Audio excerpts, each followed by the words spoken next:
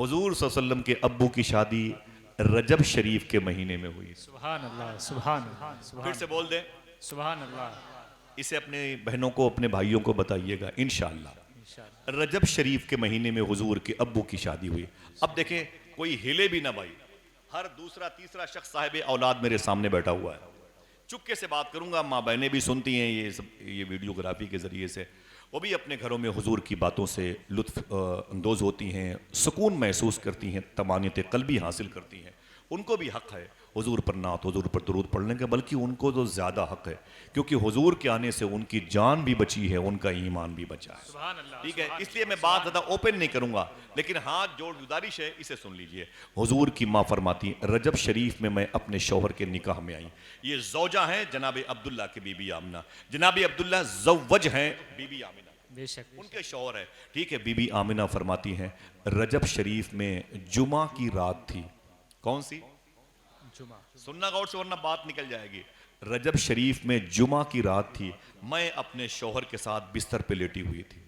हुजूर की माँ कहती हैं, रजब शरीफ में जुमा की रात थी, मैं अपने शौहर के साथ बिस्तर पे लेटी हुई थी। उसी रात, जो समझेगा वो सुभान अल्लाह कहेगा, उसी रात नूर मोहम्मदी, रजब में जुमा की रात, नूर मोहम्मदी मेरे शौहर की पेशानी से निकल करके मेरे शौहर की पुश्त में आया, और मेरे शौहर की पुश्त मुबारक से मेरे शिकम मुबारक में आया। अगर हो सके तो हाथ उठा के कह दें, अस्सलातु वस्सलामु अलैका या या रसूल। रसूल अल्लाह, या रसूल। बोले बोले। सुभान अल्लाह, अस्सलातु वस्सलाम। ये जो बता रहा हूँ आपको, शेख अब्दुल हक मुहद्दिस देहलवी फरमाते हैं, ये लोग कहते हैं, उलमा मशाइख कहते हैं कि हुजूर, मेरी नज़र में दुशंबा का दिन अफजल है, क्योंकि इस दिन हुजूर ज़मीन पर तशरीफ़ लाए। और शेख अब्दुल हक मुहद्दिस देहलवी फरमाते हैं, मेरी नज़र में जुमा का दिन अफजल है, इस दिन हुजूर अपनी माँ के पेट में तशरीफ़ लाए। वाह वाह वाह, सुभान जो समझ गया फिर से बोले, अस्सलातु वस्सलामु अलैका या रसूल अल्लाह, ऊंची बोले, अस्सलातु वस्सलामु अलैका। या रसूल अल्लाह। हुजूर अपनी माँ के शिकम मुबारका में आया, वो नूर नूर मोहम्मदी अपनी माँ के शिकम में आया। और शहजादे बच्चे उम्मन 8, 9, 10 महीने के बाद पैदा होते हैं। नौशेरवा कितने दिन के बाद पैदा हुआ? शेख सादी से पूछो। हाँ, सरकार रईसुल औलिया कितने महीनों के बाद पैदा हुए? जाके वहाँ के सज्जाद खान से पूछो। ठीक है, ये बड़ी मुद्दत होती है, 9-10 महीने कहीं किसी नूर का रहना, ये बड़ी बात है। समझे, ये नूर कैसा था? वहाबिया दयाबना की अकीदे के लोगों ने हुजूर की अम्मी की कब्र पे डायनामाइट लगा के कब्र को उड़ा दिया, और ये कहा कि ये काफिरा थी, इनका ईमान साबित नहीं है। मैं आपसे पूछता हूँ, जिसके पेट में 9 महीने हुजूर ने क़याम किया हो, जिसको अल्लाह ने नूर कहा हो, जिसको रब ने नूर कहा हो, वो नूर कैसा था? वो गुजर जाए तो रोशनी पैदा हो जाती है। यहाँ तो हुजूर ने क़याम किया है। जो पढ़े लिखे लोग हैं मेरी बातों को सुने और मुझे उनके पैरों को चूमने दें, ताकि हो सकता है वो जन्नत में मुझसे पहले चले जाएं। एक बुज़ुर्ग हैं, उनका नाम है इमाम जलालुद्दीन सयूती रहमतुल्लाह अलैह। इनकी मज़ार शरीफ मिस्र में है। इमाम जलालुद्दीन सयूती रहमतुल्लाह अलैह। नाम याद रहेगा? नहीं याद रहेगा तो बस इतना सुन के सुभान अल्लाह कह दें। ये वो बुज़ुर्ग हैं जिन्होंने 75 मरतबे ख्वाब में हुजूर की ज़ियारत की है। सुभान अल्लाह, सुभान अल्लाह। 75 मरतबे, 75 मरतबे इन्होंने हुजूर की ज़ियारत की। इतने बड़े बुजुर्ग हैं। ये कहते हैं कि मैं एक मरतबे कब्रिस्तान के करीब से गुजर रहा था, तो मैंने क्या देखा कि हर कब्र में मुझे रोशनी नजर आई। सुभान अल्लाह। तवज्जो से जब बातें हुजूर की सुनी जाती हैं तो दिल पाक होता है। बेशक। समझे, दिल पाक होता है। मैंने इशारा कर दिया आपको। इमाम सयूती फरमाते हैं कि मैंने देखा कि हर कब्र में मुझे रोशनी नजर आई थी। हर कब्र में रोशनी नजर आई। बोलो साहिबो, हर कब्र में रोशनी। लेकिन एक कब्र में ज्यादा रोशनी थी। एक कब्र में रोशनी बहुत ज्यादा थी। मैं उस कब्र के पास गया जिसमें रोशनी ज्यादा थी। इमाम सयूती फरमाते हैं, मैंने जाके उस साहिब कब्र से, बड़े बुजुर्ग थे तो कब्र के मुर्दों से बातें करते थे, कश्फ कबूर का इल्म था। जाके उन्होंने सलाम किया, अंदर से जवाब आया, अंदर से आवाज आई, कौन हो? तो आपने कहा, मेरा नाम इमाम जलालुद्दीन सयूती है। अंदर से आवाज आई, क्या करने आए हो? बहाउद्दीनपुर में रहने वालों और 50 सैकड़ों किलोमीटर से, ये हज़ारों हज़ार की तादाद में आशिकों की मंडी है। उलमा किराम की जूतियाँ मेरे सर का ताज हैं। जुमले को सुने। इमाम सयूती ने फरमाया, एक सवाल करने आया हूँ। कब्र के मुर्दे बुजुर्ग ने कहा, पूछो पूछो क्या बात है? तो आपने फरमाया, ये बताओ कि इस कब्रस्तान की हर कब्र में रोशनी क्यों है? देखना कितने लोग सुभान अल्लाह कहते हैं। अंदर से आवाज आई, बात यह है कि इन कब्रों में हुजूर आए थे। सुभान अल्लाह सुभान अल्लाह सुभान अल्लाह। जरा अपनी माँ और अपने बाप की मफरत के लिए बोल सकते हो, नूर वाला आया है। नूर लेकर आया है। हाथों को उठा के बोलो, नूर वाला आया है। नूर लेके आया है। नूर वाला आया है, नूर लेकर आया है। नूर लेके आया है। दुआएं मांगी ना, सुना है आप हर आशिक के घर तशरीफ लाते हैं। मेरे भी घर में हो जाए चरागा या रसूल अल्लाह। हुजूर आ जाए तो चरागा। शायर कहता है, दिखा दो अपना चेहरा प्यारा प्यारा या रसूल अल्लाह, खुदा का जीते जी कर लूं नजारा नजारा या रसूल अल्लाह। अल्लाह अकबर अल्लाह अकबर। आज मेरे भाई एहसान भाई की नात सुन के जाइएगा, जो नात मुझे बहुत अजीज है, वो नज़्म पढ़िएगा इंशाल्लाह, ठीक है। मेरे बड़े भाई शाकिर आज़मी साहब किबला की लिखी हुई नात है, और ये तो हम सबसे बड़े हैं, हुजूर की नात पढ़ते हैं। मेरे दिल में बड़ी मोहब्बत है। बैठे हुए हैं मेरे भाई साइद साहब के कलीब में उलमा बैठे हुए हैं। सुने आप, इमाम फरमाते कि अंदर से आवाज आई, इन कब्रों में हुजूर आए थे। इन कब्रों में, आवाज कमजोर है, हुजूर आए थे। इन कब्रों में जो रोशनी है, चमक है, बेस, हुजूर आए थे। बोले अच्छा ये बताओ, तुम्हारी कब्र में रोशनी ज्यादा क्यों है? तुम्हारी कब्र में रोशनी ज्यादा क्यों है? देखना अब कितने लोग सुभान अल्लाह कहते हैं। अंदर से आवाज आई, मेरी कब्र में जो रोशनी ज्यादा है उसकी वजह यह है, मेरी कब्र में हुजूर आए भी थे, मुस्कुराए भी थे। आय हाय अल्लाह अल्लाह, जरा प्यार से कह दो सुभान अल्लाह। वो मुस्कुराए फूल सी कलियों में पड़ गई, यूं लबकुशा हुए कि गुलिस्तां बना दिया। जब हुजूर के मुस्कुराने का जिक्र होता है तब आंखें भीग जाती हैं। जिन लोगों ने हुजूर को मुस्कुराते हुए देखा होगा वो कितने सरशार हुए होंगे। ऐ सहाबा तेरी किस्मत को सलाम। सुभान अल्लाह। बोले बात ये कि मेरी कब्र में हुजूर आए भी थे, मुस्कुराए भी थे। आए भी थे, मुस्कुराए भी थे। अपनी माँ और अपने बाप की मगफिरत के लिए बोले आए भी थे, ऊंची बोले आए भी थे, आए भी थे। जवाब हो गया। फिर सवाल कर लिया इमाम सूती ने, अच्छा ये बताओ तुम्हारी कब्र में हुजूर मुस्कुराए क्यों थे? अल्लाह साहिबो, भीख मांग के जलसे करना, हुजूर की मिलाद की महफिल करना बहुत बड़ा काम है। मैं हुजूर मुफ्ती एहतशामुल हक साहब किबला की बात की तायद करता हूँ। हाँ, मैं इस किस्म के जलसों का कायल हूँ कि जलसों में 2.5 से 3 घंटे तक मसरूफियत रखी जाए। जलसे 1 साल के बाद ना हो, 2-2, 2.5 घंटे के जलसे 5-5, 6-6 महीने के बाद हो। अगर आप किसी से नात सुनना चाहते हैं तो सिर्फ एक नात खां शायर को बुलाइए, उससे 1 घंटा 1.5 घंटा बावजू हुजूर की महफिल में खुशबू लगा के बैठिए और 1 से 1.5 घंटे हुजूर की नातें सुनिए और घर चले जाइए, ताकि आपकी नमाज भी दांव पे न लगे, ठीक है, और आपकी कल की जो बिजनेस है वो मुतासिर न होने पाए। जलसे ज़्यादा होना चाहिए, लेकिन लंबी लंबी रातें जब होती हैं तो जलसे मुतासिर हो जाते हैं, अपना मकसद खो बैठते हैं। खैर, इसे मैं भी शामिल हूँ, लेकिन मैं गुजारिश करूँगा मुफ्ती साहब से, अगर मेरी आवाज़ को सुन रहे हों या सुनेंगे तो मैं चाहता हूँ कि जब उन्हें किसी जलसे की दावत मिले, पहले कमेटी वालों को ये बुनियादी बातें आप टेलीफोन के ज़रिए से बता दें, है कि नहीं? क्योंकि उनकी जिम्मेदारियाँ इतनी ज़्यादा रहती हैं कि वो जलसे वाले दिन वो सुनते ही नहीं है जिनको सुनाना होता है। बहरहाल ये बातें बुनियादी थी जो उन्होंने बयान फरमाई, ठीक है। वो कहते हैं अच्छा ये बता तेरी कब्र में रोशनी ज्यादा क्यों है? बोले हुजूर आए थे, मुस्कुराए थे। अच्छा हुजूर मुस्कुराए क्यों थे? उसका जवाब सुनो। 200-200 किलोमीटर दूर से 100-100 रुपए का पेट्रोल जला के ये उलमा 3,000-1,300 रुपए की तनख्वाह, 4,000, 1,500, 3,000, 4,000 की सैलरी कलील तनख्वाहों पर गुजारा करते हैं। जब ये आते हैं ना तो आप यकीन करो कि लोग इन्हें घूर के देखते हैं, आ गए खाना खाने के लिए, और यकीन मानो इसमें से 30% लोग भूखे भी रहते हैं, अपनी अपनी अपनी जाती जेब की खर्च से आते हैं। इन्हें क्या मिलेगा? हमें तो आप नजराना देंगे, समझे, हमें तो आप पैसा देंगे, हम तो अपना गाय बजाएंगे चले जाएंगे। इन्हें क्या मिलता है? खुदा की कसम, इनके आने से जो जश्न की जीनत होती है ना, वो उसका बेनिफिट खुद इनको आखिरत में मिलेगा इंशाअल्लाह। हम नहीं पूछेंगे इनको, लेकिन इनके हक में मछलियां दुआ करती हैं। सुने आप, ये जो जलसों में आते हैं, जलसों से इन्हें क्या, कौन ऐसा बैठा हुआ है शख्स जिसको मेरी बातों का इल्म नहीं है? सब इन्हीं ने अपने बच्चों को पढ़ाया, बच्चों ने हमें पढ़ाया, तो हम आपके सामने बैठे हुए हैं। बोले तेरी कब्र में हुजूर ने मुस्कुराया क्यों? वो कहता है बात यह है कि मेरी छोटी सी दुकान थी, गुमती में एक दुकान थी, और मैं रोज़ाना शाम को जब दुकान बंद करता तो 1 रुपए का सिक्का निकाल के एक थैली में डाल देता था। महीने में 30 सिक्के हो जाते थे, 2 महीने में 60 सिक्के हो जाते थे, और 6 महीने में 250 सिक्के हो जाते थे। और जब 1 साल पूरा हो जाता तो थैली भर जाती थी। जब थैली भर जाती थी तो जब रबीउल अव्वल शरीफ का महीना आता, वही पैसे निकाल के हुजूर की मिलाद पे खर्च किया करता था। वाह वाह वाह माशाल्लाह, नारे तकबीर, सुभान अल्लाह, सुभान अल्लाह। नारे रिसालत, जश्न ईद मिलादुन नबी, माशाल्लाह, वाह वाह, सुभान अल्लाह, सुभान अल्लाह। आका करीम सल्लल्लाहु अलैहि वसल्लम की ज़ात ये है, बोले कि बस इसी वजह से हुजूर मेरी कब्र में आए भी थे, मुस्कुराए भी थे। आपका बेकार नहीं जाएगा, 4 नहीं 40 लाख रुपए लगा दीजिए। मैं तो कहता हूँ हुजूर के नाम पर आप लुट जाइए, अपना दिल गुर्दा बेच दीजिए, लेकिन वो बुनियादी बातें जो इदारे के हवाले से हैं उसको फौकियत दीजिए, उसको तरजीह दीजिएगा।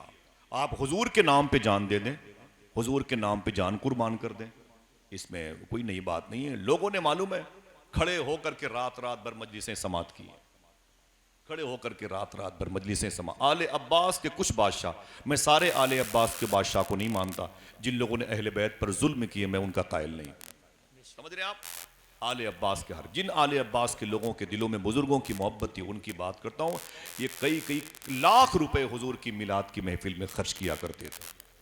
समझ रहे? अल्लाह बरकतें अता फरमाएगा। तो क्या ये नारे लगा सकते हो, नूर वाला आया है, माशाअल्लाह। हुजूर आके गुजर जाएं, आके गुजर जाएं, तो पता चला कि इमाम सयूती फरमाएं कि मुझे कब्रों की रोशनी नजर आ जाए। जिस माँ अम्मी आमीना के शिकम में हुजूर ने 9 महीने क़याम किया हो, वो पेट कितना रोशन रहा होगा। सुभान अल्लाह, सुभान। समझ रहे हैं आप? बस बैठे रहिएगा। हुजूर अपनी माँ के शिकम में तशरीफ लाए रजब शरीफ के महीने में। कौन सी रात थी? जुमेरात, इशारा समझ रहे हैं? जुमेरात इशारा समझ रहे हैं? जी। वो कौन सा जुमा था? 4 जुमा होता है, बता दूं? बताना मना है। राज दिल का आईना है, उसको छुपा कर रखो, वरना टूट जाएगा हर जगह दिखाने से। फिर कैसे पता चलेगा कि हुजूर इस जुमा को अपनी माँ के पेट में आए? सूफिया कहते हैं कि रजब के हर जुमा की रात में 100 मरतबे दरूद पढ़ लिया करो, कभी न कभी तो उस लम्हे से मुलाकात हो ही जाएगी। बेशक बेशक। ठीक है, समझदार लोग बैठे मेरे सामने। रजब का महीना निकल गया, अब शाबान का महीना आया, शाबान निकल गया, अब जो है रमज़ान का महीना। बात मक्के की है तो रमज़ान के रोज़े फ़र्ज नहीं है, बात मक्के की है। समझ रहे हैं? मेरे आका की माँ कहती, मेरे सामने मेरे शौहर जनाब अब्दुल्ला आए और मुझसे बोले कि अय मेरी बीवी, अभी शादी को 2 महीने हुए हैं, मुझे बिजनेस करने के लिए मुल्क शाम की तरफ जाना है। बोले कब आओगे? बोले 1 महीने के बाद आऊँगा। आप कहती मेरी आंख में आंसू आ गए, मेरा शौहर मुझसे जुदा हो रहा था। बोले कहाँ जाना है? बोले मुल्क शाम। मुल्क शाम जानते हो? जिसे हिंदुस्तान के 3 नाम है, इंडिया, भारत और हिंदुस्तान। ऐसे ही मुल्क शाम के 2 नाम है, शाम और सीरिया। इसी की राजधानी को अंग्रेज़ दां तबका दमिश्क बोलता है और उर्दू पढ़े लिखे लोग इसे दमिश्क बोलते हैं। इसी मुबारक दमिश्क में हज़रत यहिया अलैहिस्सलातु वस्सलाम की मज़ार शरीफ है।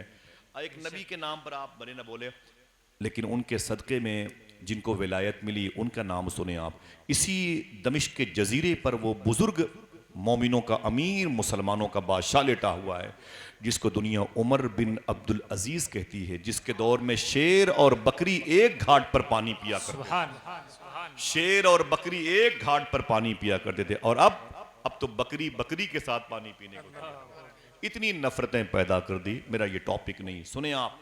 मालूम है इसी शहर में आज फ़लस्तीन के बच्चे जिस फातह बैतुल मुक़द्दस का इंतज़ार कर रहे हैं, वो बैतुल मुक़द्दस का फातह सुल्तान सलाहुद्दीन अयूबी इसी ज़मीन पे लेटा हुआ है। बेशक।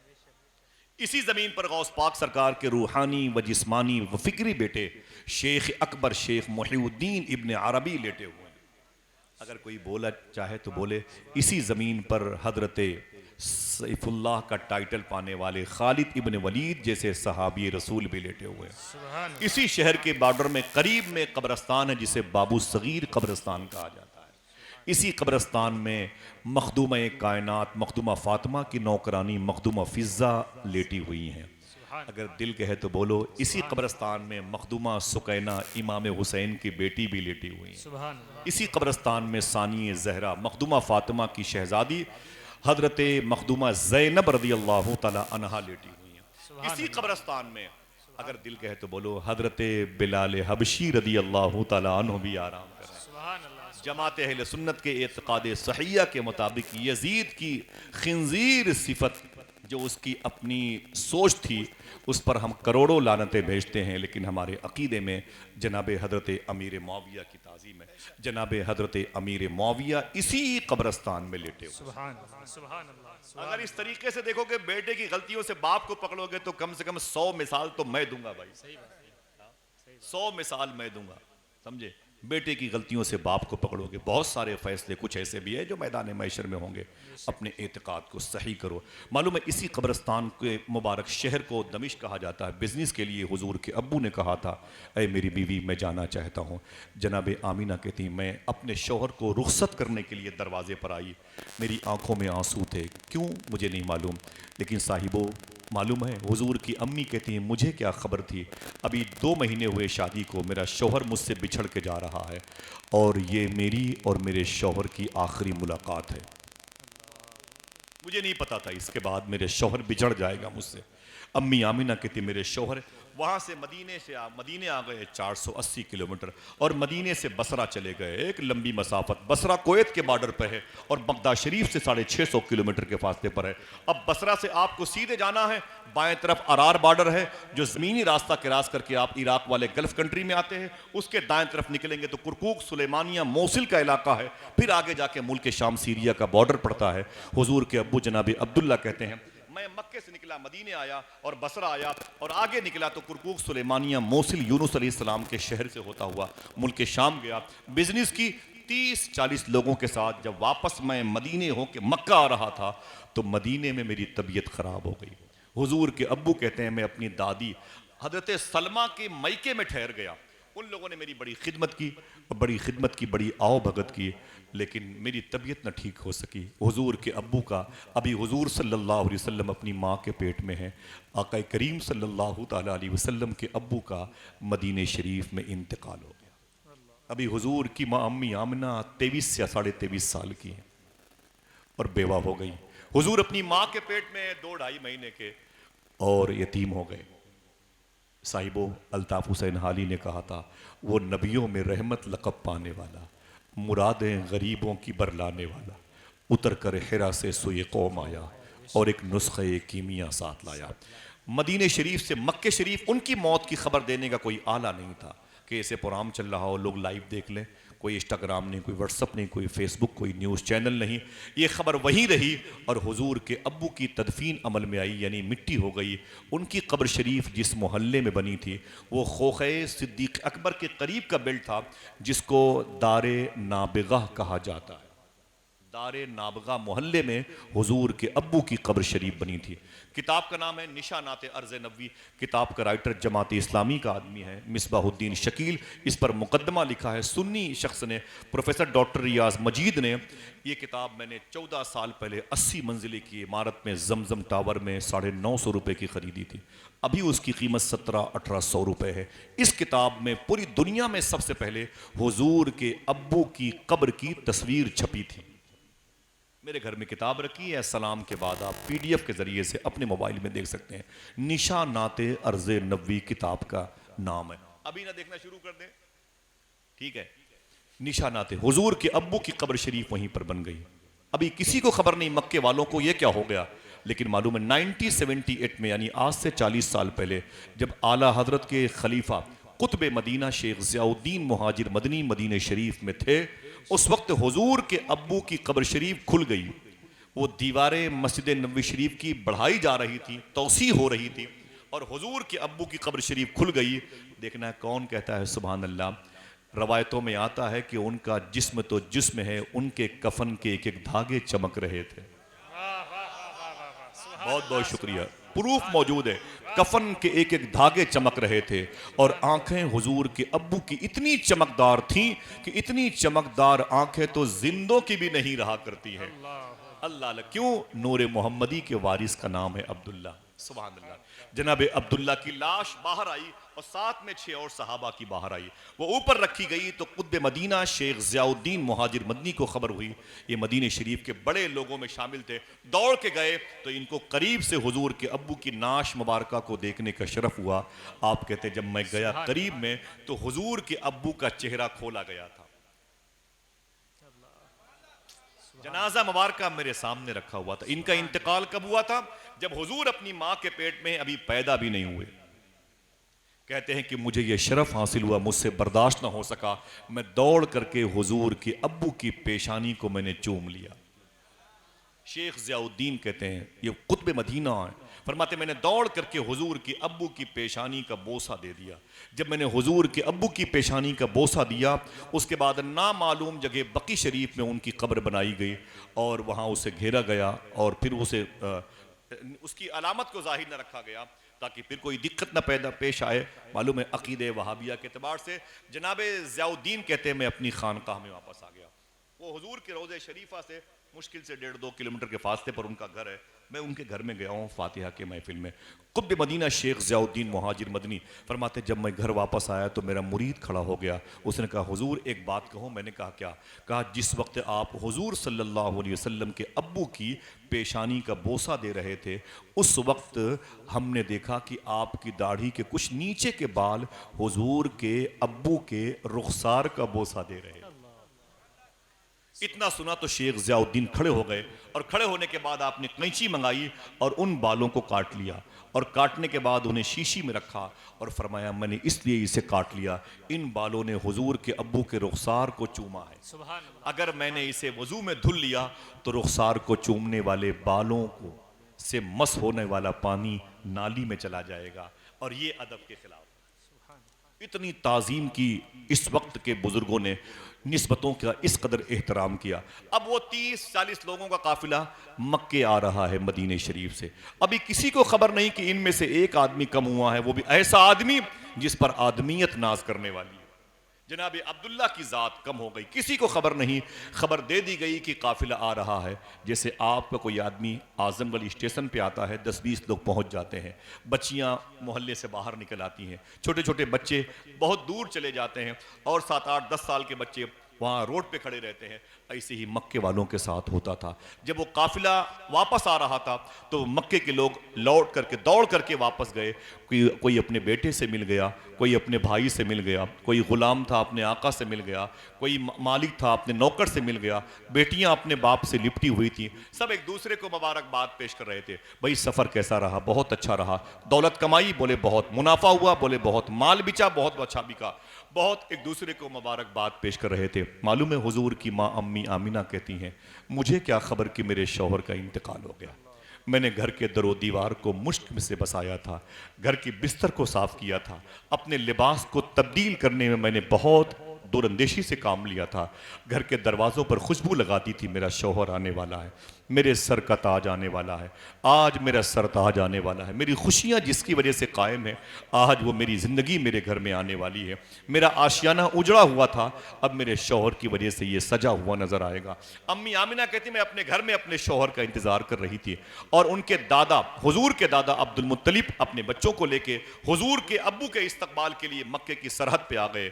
और जब सारे लोगों से मिल रहे थे तो जनाब अब्दुल मुत्तलिब ने कहा था ऐ मक्के वालों, काफिले वालों, सब ने एक दूसरे से गले मिल लिया, ये बताओ मैं किससे मिलूं? मेरा बेटा अब्दुल्ला किधर गया? वो नजर नहीं आ रहा, मैं उसे ढूंढ रहा हूं। काफिले के लोग रोने लगे और करीब आके बोले ऐ काबे के मुजावरो मुतवल्ली, किसके इंतजार में हो? तो जनाब अब्दुल मुत्तलिब ने कहा अपने बेटे अब्दुल्ला के। तो उन लोगों ने कहा भूल जाओ अब्दुल्ला को। बोले क्यों? बोले उसका मदीने शरीफ में इंतकाल हो गया। इतना सुना तो जमीन पर गिर पड़े।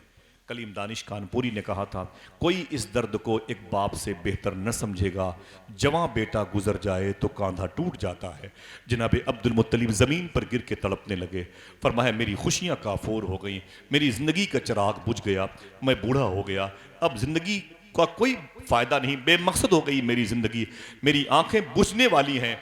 आपके दीगर 11 बेटों ने करीब आके फरमाया ना ना ना मेरे बाप, क्यों रोते हैं? अभी तो हम 11 भाई अपने जिंदा हैं, 11 बेटे आपके जिंदा हैं।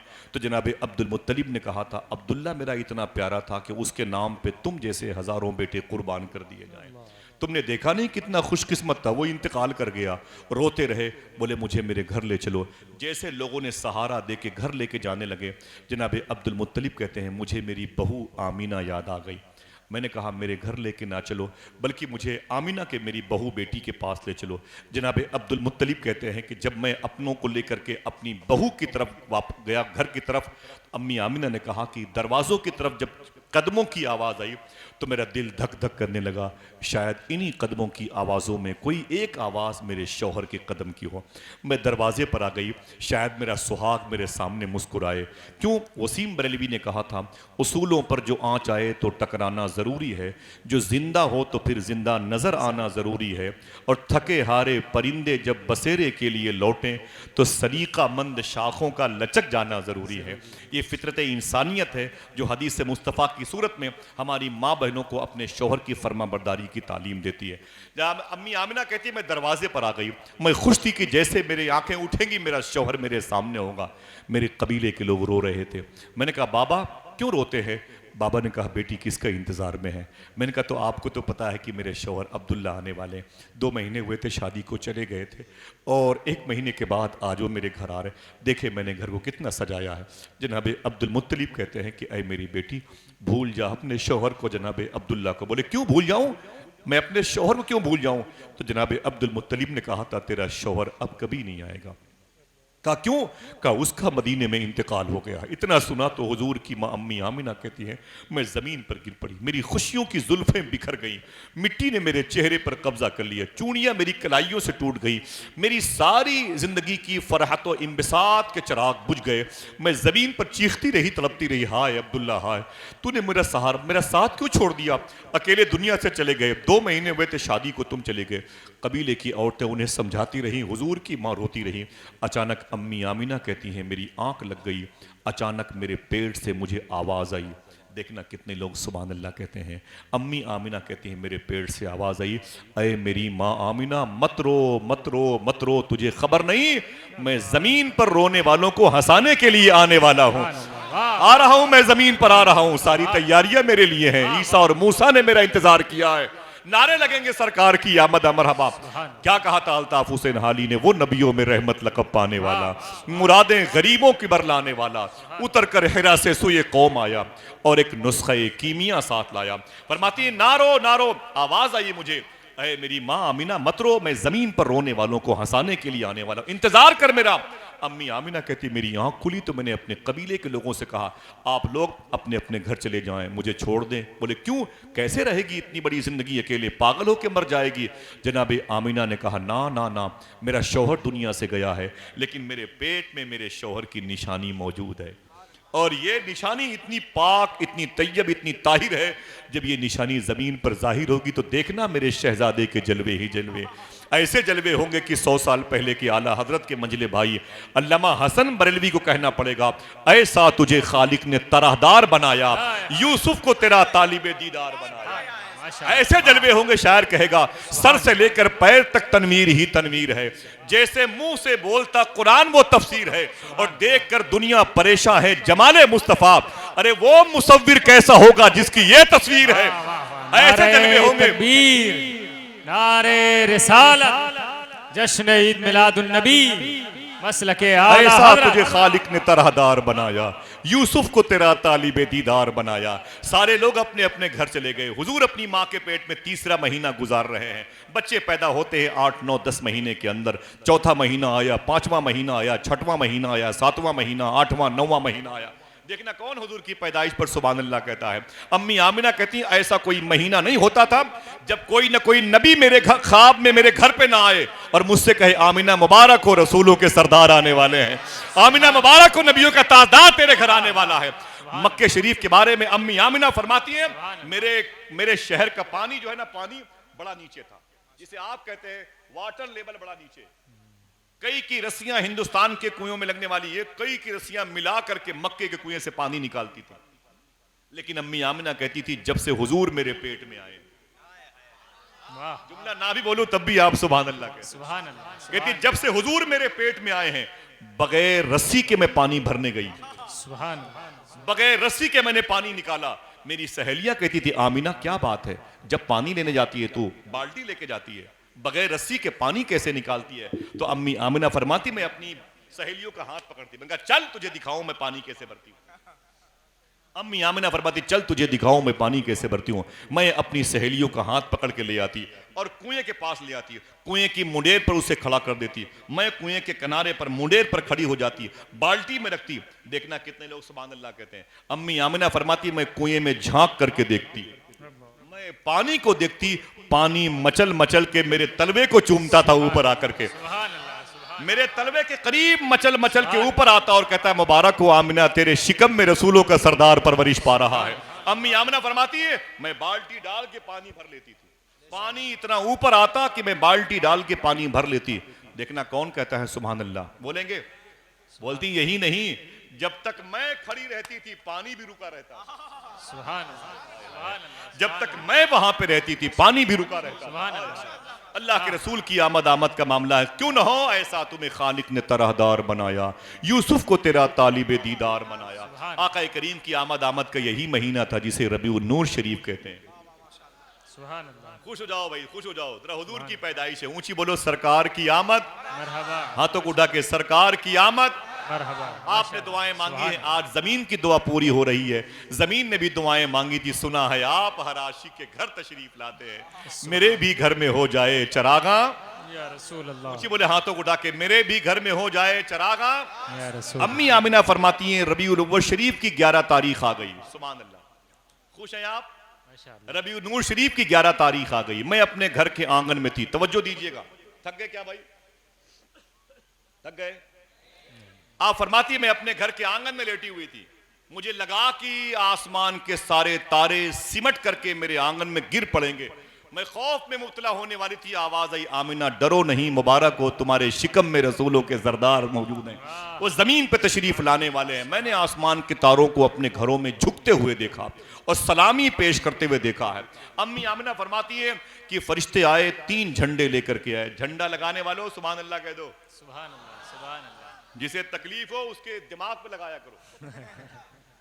जनाबे आमिना कहती हैं कि मैंने देखा कि फरिश्ते 3 झंडे लेके आए। एक झंडा खाने काबा की छत पे लगा, एक झंडा बैतुल मुकद्दस की छत पे लगा, एक झंडा मेरी छत पे लगा और आवाज दी आमिना मुबारक हो, जिसके इंतजार में जिसके लिए दुनिया बनाई गई है, वो रसूलों का सरदार तेरे शिकम से जमीन पर आने वाला है। अम्मी आमिना फरमाती मैं अब अकेली अपने घर में थी, फिर मेरी 3 सहेलियां मेरे घर में आ गई। एक का नाम था शिफा। क्या नाम था? बोलो बेटा, बोलो बोलो, शिफा। आराम से बात ना करना। क्या नाम था एक का? अम्मी आमिना कहती मेरी 3 सहेलियां मेरे घर पे थी। एक का नाम था शिफा और एक का नाम था उम्मे ऐमन। किनकी किनकी माँ जिंदा है घर में? माशाअल्लाह, सुभान अल्लाह। मेरी बात याद रखें, आप कहीं भी जाया करें तो अपनी माँ का हाथ पांव चूम के जाया करें इंशाअल्लाह। बेशक, सुभान। ऐसा कर सकता है कोई भी आदमी? मैं कसम नहीं खिला रहा हूं, फिर भी पूछता हूं, ऐसा कर सकते हैं आप? इंशाअल्लाह बोले। जिसके दिल में ये तौफीक आ सकती हो कि वो कहीं भी जाएगा बाहर अपनी माँ का हाथ चूम के जरा हाथ उठा के बता सकता है? इंशाअल्लाह बोले इंशाअल्लाह। जब तक माँ है आप उसकी कद्र कर लें। ऐ ज़िया, माँ बाप के साये की ना कदरी न कर, धूप काटेगी बहुत जब ये शजर गिर जाएगा। माँ माँ होती है। हुजूर ने माँ से कितनी मोहब्बत की। मेरे आका इरशाद फरमाते हैं काश मेरी माँ जिंदा होती। जुमला सुने साहिबो, फरमाते हैं मेरे आका काश मेरी माँ जिंदा होती और मैं इशा की नमाज पढ़ा रहा होता। मैं फिर रिवर्स करता हूँ, काश मेरी माँ जिंदा होती और मैं इशा की नमाज पढ़ा रहा होता और मेरी माँ बाबे आयशा से, और रियाजुल जन्ना की 3री सफ के बगल में बाबे आयशा है। हुजूर फरमाते और मेरी माँ बाबे आयशा से बोलती, जुमला फिर से बोलूं, मैं इशा की नमाज पढ़ा रहा होता यानी मुसल्ले इमामत पर होता और मेरी माँ 3रे दरवाजे से तीसरे मुसल्ले से पीछे, सफ से पीछे, वो बाबे आयशा से कहती मोहम्मद इधर आओ ताल। मेरी माँ मुझे बुलाती तो हुजूर फरमाते कि मैं नियत छोड़ करके अपनी माँ से जाके, माँ माँ होती है, माँ से मोहब्बत करोगे इंशाअल्लाह। माँ को झिड़का ना करो, माँ को डांटा ना करो, समझे दोस्तों? मेरा टॉपिक ही नहीं है। जब तक माँ है अल्लाह को राज़ी कर सकते हो, जब तक माँ है हुजूर को राज़ी कर सकते हो, बहुत आसानी से हुजूर को राज़ी कर सकते हो। और माँ का इंतकाल हो गया तो अल्लाह उसको रसूल के को राज़ी करने के लिए बड़े पापड़ बेलने पड़े, समझे? कोई ऐसी मजबूत दुआ करने वाली शय न रहेगी। माँ माँ होती है। मेरे बड़े मोहसिन हैं बगदाद शरीफ में, शेख बशीर गिलानी नाम है। एहसान भाई, वो शेख बशीर गिलानी बड़े बुजुर्ग हैं, गौस पाक के बेटे हैं। बगदाद शरीफ में जाता हूँ तो उनके घर पे जाता हूँ। वो कहते हैं कोरोना के दौर में मेरी बेटियाँ, मेरे बच्चे, साजिद भाई, वो कहते हैं सब बीमार पड़ गए। सब बीमार पड़ गए और मौतें यहाँ भी हो रही थी, बगदाद शरीफ में भी बहुत लोग मर रहे थे। तो कहते हैं कि दवाखाना जाने का टाइम नहीं, गैस सिलेंडर नहीं, बड़ी दिक्कत हो रही थी, वो बड़ी प्रॉब्लम थी। तो कहते हैं कि मेरे बच्चों, मुझे लगा कि सब मर जाएंगे, मेरी बेटियां रोती थीं बीमारी की हालत में, खांसती थीं, मेरे बच्चे तड़पते थे, तो मैं बहुत परेशान हो गया। मेरी बूढ़ी माँ वो मेरे घर में दुआ करती थी, दुआ कबूल नहीं होती थी। शेख बशीर कहते हैं कि एक दिन मैंने अपनी माँ को उठा लिया और उठा करके मैंने अपनी माँ को एक तख्त पे बिठाया और बिठा करके प्लास्टिक का बड़ा वाला पट लेके आया, टप से बोलते हैं जिसमें लोग नहाते हैं या बच्चों को खेलते कूदते, टप लेके आया और उसमें मैंने टप में अपनी माँ के पैरों को डाल दिया।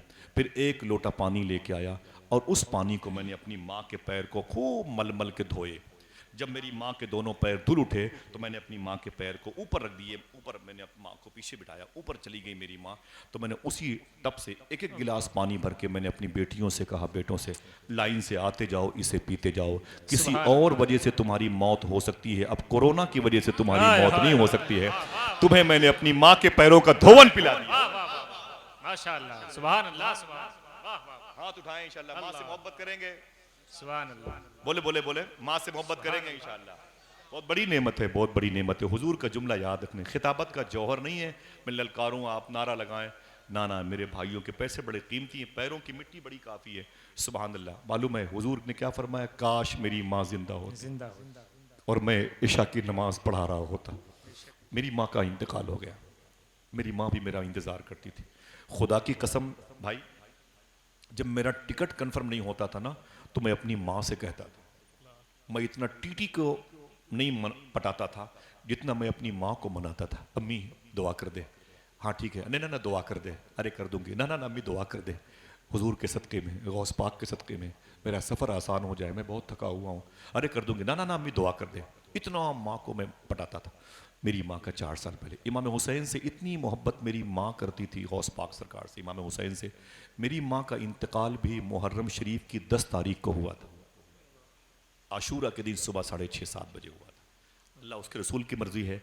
अब आप ही लोगों की जो माँ है उसे माँ कह लेता हूँ, और जब कहीं जाता हूँ तो अपनी माँ की कब्र के पास जाता हूँ, देर तक बैठता हूँ, और जो भी कहना होता है मैं अपनी माँ से कहता हूँ। हुज़ूर गौस पाक के शहज़ादे हैं सैयद शबात मियाँ शाह साहब क़िबला, वो फरमाते हैं कि महबूब इलाही ने फरमाया था, जब तक मेरी माँ ज़िंदा थी मेरा कोई काम रुका नहीं, और जब मेरी माँ का इंतकाल हो गया तब भी मेरा कोई काम नहीं रुका। लोगों ने कहा तब कैसे होता था? आप फरमाते थे, महबूब इलाही सरकार निज़ामुद्दीन औलिया, मैं अपनी माँ की कब्र पे जाता था, मैं ऊपर अपनी माँ से दुआ के लिए कहता था, मेरी माँ कब्र के नीचे से आमीन कहती थी, मेरा काम हो जाता। सुभान अल्लाह, सुभान अल्लाह। माँ से कितनी मोहब्बत थी महबूब इलाही को। लोगों ने कहा दिल्ली में बारिश नहीं हो रही है, फरमाया रब चाहेगा तो अभी होगी। वहाबियों का यकीदा है कि रब के चाहने से नहीं, वलियों के चाहने से कुछ होता। ना ना ना ना, पहले समझ मेरे भाई, वो कहते हैं कि रब चाहेगा तो अभी बारिश होगी। महबूब इलाही घर के अंदर चले गए, एक धागा लेके आए और अपने हाथों में उसे लिया और अपने हाथों को उठाया, अय मेरे मौला, इस धागे के सदक़े में दिल्ली में बारिश हो जाए। खूब बारिश हुई, दिल्ली जलथल हो गई, लोग खुश हो गए। तो लोगों ने कहा महबूब इलाही से कि आपने दुआ के तौर पर क्या कह दिया अल्लाह की बारगाह में, इतनी बारिश हुई, क्या पेश किया वसीले में? तो सरकार महबूब इलाही ने कहा था, मैंने अपनी माँ के दुपट्टे का धागा वसीले के तौर पर पेश किया था। सुभान अल्लाह, सुभान अल्लाह। सोचो, जब महबूब इलाही की माँ जुलेखा नाम था, जिनको वक्त की राबिया बसरी कहा जाता है, जिनकी रोज़े शरीफा के करीब में बगदाद के बादशाह बकौल गौसे आज़म शेख शहाबुद्दीन उमर शाह सोहरवर्दी की 2 बेटियों की मज़ार शरीफ है, दिल्ली में अचनी शरीफ में है। उनके करीब में बाबा फरीदगंज शकर पाकपट्टन लाहौर से 250 किलोमीटर दूर के बुजुर्ग के सगे भाई शेख नजीबुद्दीन मुतवक्कल चिश्ती एक बुजुर्ग हैं। इतने बड़े बुजुर्ग हैं कि 1000 किलोमीटर का फासला एक कदम में तय करते थे। मेरा टॉपिक ही नहीं, वरना बात करता मैं कि जब उनके गदा भर देते हैं शाहाने ज़माना की झोली। अभी तो हुजूर की आमद का जिक्र है, ज़रा कोई फिर से मोहब्बत से कह दे, सरकार की आमद। मरहबा, मरहबा। आप खुश रहें, बीमारियां दूर हो जाएंगी। हुजूर की पैदाइश पर खुश रहें। सैयद में इशारा कर दीजिएगा, वो गुफ्तगू जहाँ वो जुमला भी मुकम्मल नहीं करूँगा, छोड़ दूंगा, ठीक है? मुझे भी खुशी होगी, लेकिन पता नहीं क्यों इतना अच्छा लग रहा है कि लोग इतनी मोहब्बत से सुन रहे हैं। 2 दिन पहले भी आया था अपने भाई एहसान भाई की दावत पर, तभी यही फ़िज़ा थी, और मैं यहाँ भी बराबर आता रहा, अपने इन दोस्तों की दावत पर बराबर आता रहा। हमारे हाजी साहब बैठे हुए हैं, उनके यहाँ मदारपुर में भी बराबर आता रहा। 3 नवंबर को इनके यहाँ प्रोग्राम है, और उसमें बड़े बड़े लोग तशरीफ ला रहे हैं। दुआ करो कि हर महफिलों में जाया करें और वजू बना के जाया करें इंशाअल्लाह। नमाज की पाबंदी करें इंशाअल्लाह, दुआ करें, माँ से इजाज़त लेके आया करें, ठीक है। अम्मी आमिना फरमाती रबीउन नूर शरीफ का मुबारक वो महीना और महीने की 11 तारीख आ गई। मैं घर में अकेली थी, अचानक मेरे घर में 3 और औरतें आ गई। हुजूर की डिलीवरी के वक्त अम्मी आमिना फरमाती 3 और सहेलियां मेरी आ गई। उनको और इनको लेके कितनी हुई? आवाज नहीं आई? 4। एक का नाम था मखदूमा शिफा। अम्मी आमिना कहती हैं वो मखदूमा शिफा बैठी थी, उनके बगल में उम्मे ऐमन बैठी हुई थी और उनके बगल में सोबिया नाम की एक कनीज बैठी थी जिसको कुछ मुअर्रिखीन ने सोएबा कहा है। अभी हम सोबिया बात करते हैं। ये शिफा, वो उम्मे ऐमन, वो सोबिया और अम्मी आमिना को लेके 4। कितनी? 4। हुजूर की पैदाइश का वक्त है। अचानक अम्मी आमिना कहती हैं मेरे सामने 3 और औरतें बहुत बन संवर के सामने बैठ गईं। वो तीनों औरतों को मैंने पहले कभी नहीं देखा था, मेरे सामने बड़े बनाव सिंगार के साथ बैठ गईं। ये 3 तो थी, वो 3 और आ गईं। मैंने उनमें से एक औरत से पूछा, देखना कौन सुभान अल्लाह कहता। मैंने उनमें से एक औरत से पूछा भाई तू कौन है? उस औरत ने कहा कि ऐ माँ आमिना, मेरा नाम हाजरा है, मैं उस नबी की माँ हूं जिसके कदम की ठोकर से जमजम का पानी निकला है। मेरा नाम हाजरा है। इन सफा वल मरवा मिन शाइरिल्लाह, मेरे दौड़ को अल्लाह ने अपनी निशानियां कहा है, वो सफा और मरवा की पहाड़ियों को मैं हाजरा हूं। फरमाया अम्मी आमिना ने, अच्छा और तू कौन है? तो तेरे बगल में तू कौन है? उसने कहा ऐ आमिना मुबारक हो, हमारा नाम सारा है। सारा क्या नाम है? याद रखिएगा, यह नाम पूछिएगा डिटेल उलमा किराम से, नाम क्या है? सारा। बोले अच्छा तू हाजरा है और तू सारा है, और तेरे बगल में जो औरत है इसका नाम क्या है? नाम सुन के सुभान अल्लाह कहिएगा। इस नाम में कुरान शरीफ की एक सूरत मौजूद है। बोले मेरा नाम? बोले हाँ। तेरा नाम क्या है? उसने कहा दुनिया मुझको हजरत मरियम के नाम से जानती है। हजरत मरियम। बोले मरियम? बोले हाँ। अरे बोले तू मरियम है? बोले हाँ मरियम हूँ। बोले तेरा बेटा ईसा नबी है? बोले हाँ हाँ मेरा बेटा ईसा नबी है। बोले तू ईसा की माँ मरियम? तो जनाबे मरियम खड़ी हो गई, बोलती ऐ आमिना कैसी बातें करती हैं, अरे मैं तो एक नबी की माँ हूं और तू नबियों के सरदार की माँ बनने वाली है। ऐसा तुझे खालिक ने तरहदार बनाया, यूसुफ को तेरा तालिबे दीदार बनाया।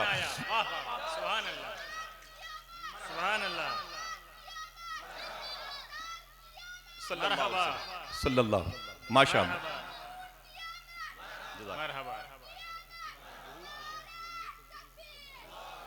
बहुत बहुत शुक्रिया। ऐसा तुझे खालिक ने तरहदार बनाया, यूसुफ को तेरा तालिबे दीदार बनाया। अम्मी आमिना फरमाती हैं वो 3 औरतें और आ गईं। सुभान अल्लाह कहेंगे।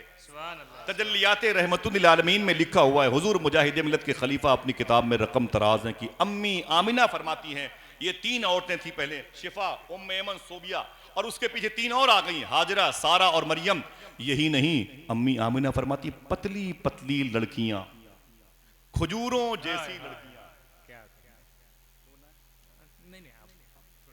पतली पतली लड़कियां, खजूरों जैसी लड़कियां मेरे घर में कभी इधर से उधर, कभी उधर से उधर, कभी इधर से उधर, कभी इधर से दंदनाती हुई चलती थी।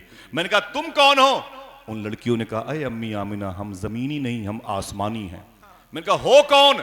तो उन लड़कियों ने कहा जो पतली पतली थी, खजूरों जैसी लंबी लंबी, बोले अय आमिना हम जन्नत की हूरें हैं, रसूलों के सरदार के इस्तकबाल के लिए तुम्हारे घर में आए हुए हैं। माशाअल्लाह। शायर ने क्या कहा था? शम्म की लौ न बुझी, ये शबनम जबलपुरी है, शम्म की लौ न बुझी और न लहराई है। शायरी की नजाकत देखिए आप, शम्म की लौ न बुझी और न लहराई है, यूं जियारत को तेरे दर पे हवा आई है, और लोग आते हैं तो आती है घरों में रौनक, आप आए हैं तो दुनिया में बहार आई है। नारे तकबीर, नारे रिसालत, सरकार की आमद। लोग आते हैं तो आती है घरों में रौनक, आप आए हैं तो दुनिया में बहार आई है। अम्मी आमिना फरमाती है मेरे शिकम में कोई दर्द नहीं हुआ, डिलीवरी में कोई दर्द नहीं हुआ, डिलीवरी में हुजूर की दिल पैदाइश में कोई दर्द नहीं हुआ। लेकिन लेकिन लेकिन साइंस क्या कहती है? साइंस क्या कहती है? साइंस ये कहती है एक औरत जब बच्चा पैदा करती है तो इतनी तकलीफ होती है, अगर उसकी एक तकलीफ को 70 मर्दों पे बांट दिया जाए तो ये मर्द मर भी सकते हैं। जिस माँ को हमने ठोकर मार रखी है उस माँ ने कितनी तकलीफ बर्दाश्त की है। हुजूर की माँ फरमाती हैं मेरे शिकम में कोई दर्द नहीं हुआ, एक मीठी मीठी सी तकलीफ, मीठा मीठा दर्द होता था। हिंदुस्तान के बुजुर्गों के मौरखीन की नजर में 4:32 पे हाथ उठाएं। कितने? फिर से बोलो, फिर से बोलो, याद रहेगा इंशाल्लाह। ठीक है, बुजुर्गों ने कहा कि यही वक्त था 4:32 पे जब हुजूर सल्लल्लाहु ताला अलैहि वसल्लम जमीन पे तशरीफ लाए। फिर से हाथ उठा के बोले अस्सलातु वस्सलामु अलैका या रसूल अल्लाह। बोले बोले बोले अस्सलातु वस्सलामु अलैका या रसूल अल्लाह। एक मरतबा दिल से बोले अस्सलातु वस्सलामु अलैका या रसूल अल्लाह। यही वक्त हुजूर की पैदाइश का था। अम्मी आमिना फरमाती मेरे शिकम से हुजूर जमीन पे तशरीफ लाए। जब हुजूर जमीन पे तशरीफ लाए तो मेरा घर कहाँ है? मक्के में। सामने काबा, सफा मरवा की पहाड़ियां, बाएं तरफ कोहे पारा, पीछे बहुत बड़ी पहाड़ी, दाएं तरफ वो शेबे अबी तालिब, पहाड़ियों से घिरा हुआ शहर, और शहर के बीच की एक गली में अम्मी आमिना का मकान। अम्मी आमिना के मकान के अंदर हुजूर का जचा खाना, डिलीवरी होम। अम्मी आमिना फरमाती हुजूर मेरे शिकम से जमीन पे तशरीफ लाए, इतनी रोशनी फैली कि मेरे घर से 1000 किलोमीटर के फासले पर मुल्क शाम के बादशाहों की महलों की दीवारों पे चमक मैंने घर बैठे देख ली थी। आखिर क्यों देख लिया था? तो कहते क्यों नहीं नूर वाला आया है, हाय हाय हाय, वाह वाह वाह वाह, नूर वाला आया है, नूर लेकर आया है। तो उठा के बोलो नूर वाला आया है, नूर लेकर आया है, नूर लेके आया है। अम्मी आमिना फरमाती हुजूर तशरीफ लाए तो हुजूर ने सबसे पहले अल्लाह की तारीफ बयान की, फिर सजदे में चले गए और अपनी उम्मत की मगफरत की दुआ कर रहे थे। और मुबारकबादियों का ये मामला था कि सूफिया कहते हैं पूरब के जानवर पश्चिम की तरफ और पश्चिम वाले पूरब की तरफ, उत्तर वाले दक्षिण की तरफ और दक्षिण के जानवर उत्तर की तरफ भागते थे। और जहां इकट्ठा होते थे आपस में कहते थे यार मुबारक हो रसूलों के सरदार आ गए हैं, मुबारक हो नबियों का ताजदार आ गया है। समुंदर की मछलियां लहरों पे बैठती थी, लहरों पे, और कहती ऐ जमीन वालों मुबारक हो कायनात का मालिक आ गया है, कायनात का गमखार आ गया है। चूंटियां अपनी बिलों में हुजूर की नातें पढ़ती थी, तितलियां गुलिस्तान में हुजूर की तारीफ करती थी। अम्मी आमिना फरमाती है मेरे शिकम से हुजूर जमीन पे तशरीफ लाए और सजदे में चले गए। सबसे पहले हुजूर को किसने गोद में उठाया था? नाम सुनना तो एक आदमी जरूर सुभान अल्लाह कहेगा। थक गए, थक गए, थक गए भाई, इतने थक गए कि यही नहीं बता पा रहे कि हाँ थक गए। हाँ माफी चाहता हूं, बहुत अच्छा लगा मुझे माशाअल्लाह।